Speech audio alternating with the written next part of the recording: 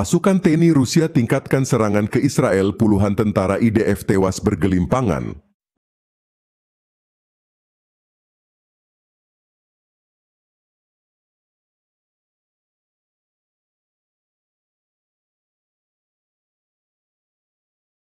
Konflik di Timur Tengah memasuki babak baru yang kian mencekam.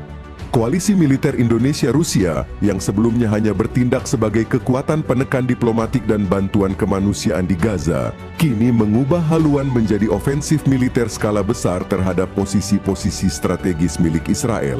Dalam operasi gabungan yang dilancarkan dini hari tadi, puluhan tentara Israel Defense Forces (IDF) dilaporkan tewas bergelimpangan di perbatasan selatan Israel.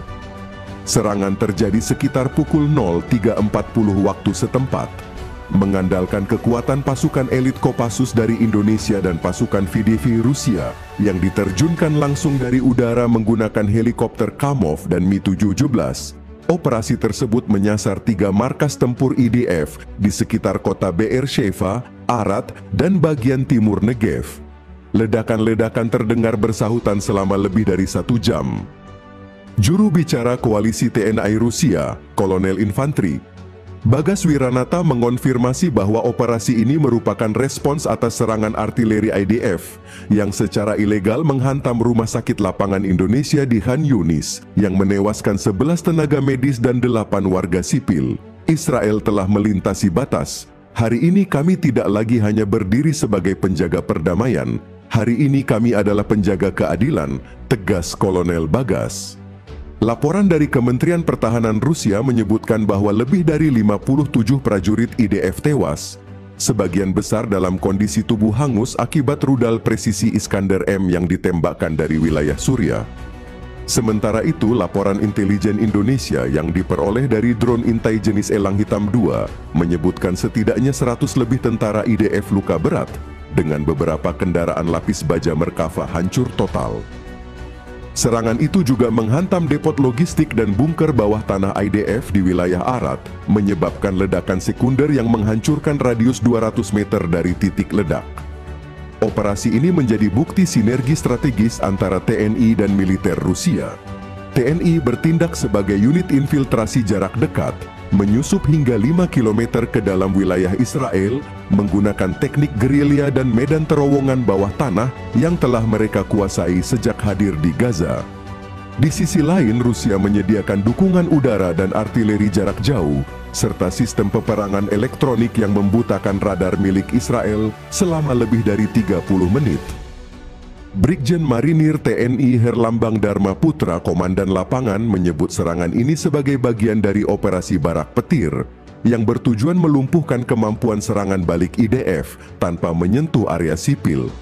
Kami bukan penjajah, kami bukan pelaku genosida, kami penegak kemanusiaan yang diberi kuasa untuk membela yang tak bersuara, ujarnya dalam konferensi pers bersama militer Rusia. Kejutan dari serangan TNI Rusia membuat Israel terguncang. PM Benjamin Netanyahu langsung menggelar rapat darurat kabinet dan menghubungi Presiden Aleyhisselam untuk meminta dukungan penuh, termasuk pengerahan kapal induk USS Gerald R. Ford ke Mediterania Timur. Namun, sejumlah pejabat senior Pentagon dikabarkan mulai mempertanyakan keputusan Israel yang selama ini dianggap terlalu agresif, sehingga memicu eskalasi konflik internasional. Seorang analis militer dari Haaretz, Eyal Moren, menulis bahwa belum pernah dalam sejarah Israel diserang 2 kekuatan non-Arab dalam satu malam dengan kehancuran sedemikian besar.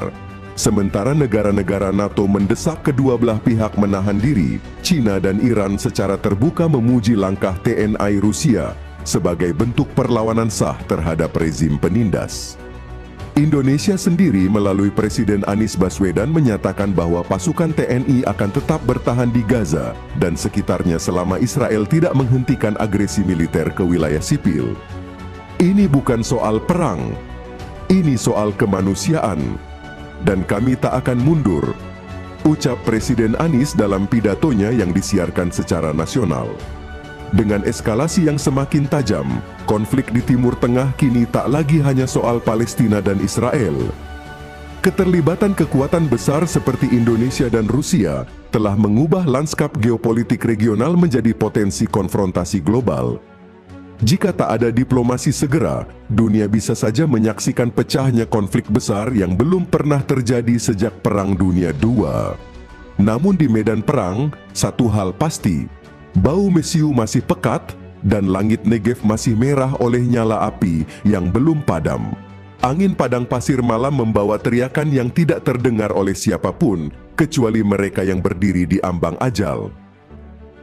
Ketika dunia tidur dalam ketidaktahuan dan diplomasi berputar dalam kebuntuan, langit Israel bagian selatan berubah merah menyala oleh ledakan dahsyat. Untuk pertama kalinya dalam sejarah modern, sebuah kekuatan asing non-Arab, gabungan antara Tentara Nasional Indonesia, TNI, dan militer Rusia, menghantam jantung pertahanan militer Israel dengan presisi yang membunuh dan ketenangan seorang algojo. Pukul 03.41 waktu Negev, sebuah skenario mengerikan terbuka di barat daya Israel. Jet tempur Su-35S Rusia melesat rendah dari arah Laut Tengah, memecah keheningan malam dengan dentuman sonic boom. Tak berselang lama, belasan rudal Iskander M dan Kaliber ditembakkan dari posisi darat di Suriah dan kapal perang Rusia di Laut Mediterania Timur. Di saat bersamaan, ratusan prajurit Kopassus TNI yang telah merayap sejak sore sebelumnya melalui jaringan terowongan bawah tanah dari Rafah ke Negev, keluar dari liang-liang kegelapan layaknya bayangan maut. Mereka bukan pasukan biasa. Ini adalah unit gabungan khusus bernama Garuda Hitam, dilatih bersama pasukan Spetsnaz Rusia, dikhususkan untuk misi infiltrasi dan penghancuran total. Target mereka malam itu jelas, menghancurkan 3 pos utama IDF di wilayah Be'er-Sheva, Arad, dan pos komando IDF Selatan di Negev. Pukul 03.47, pos Arad menjadi yang pertama runtuh. Drone kamikaze buatan Indonesia, Raja Wali 15, menyerang sistem komunikasi dan radar utama pos tersebut. Dalam hitungan detik menara pengintai runtuh dan pasukan TNI menyerbu menggunakan peluncur granat otomatis dan senapan serbu SS-2V5 yang dimodifikasi untuk pertempuran malam. Mereka datang seperti bayangan, tanpa suara, tanpa ampun, kata seorang prajurit IDF yang berhasil selamat sebelum dilarikan ke rumah sakit Soroka dalam kondisi trauma berat. Total korban di pos Arad, 22 prajurit IDF tewas, 35 luka berat, 4 kendaraan Merkava terbakar habis. Di saat bersamaan, VDV Rusia menyerang dari udara menggunakan helikopter Mi-28 Hawk dan Ka-52.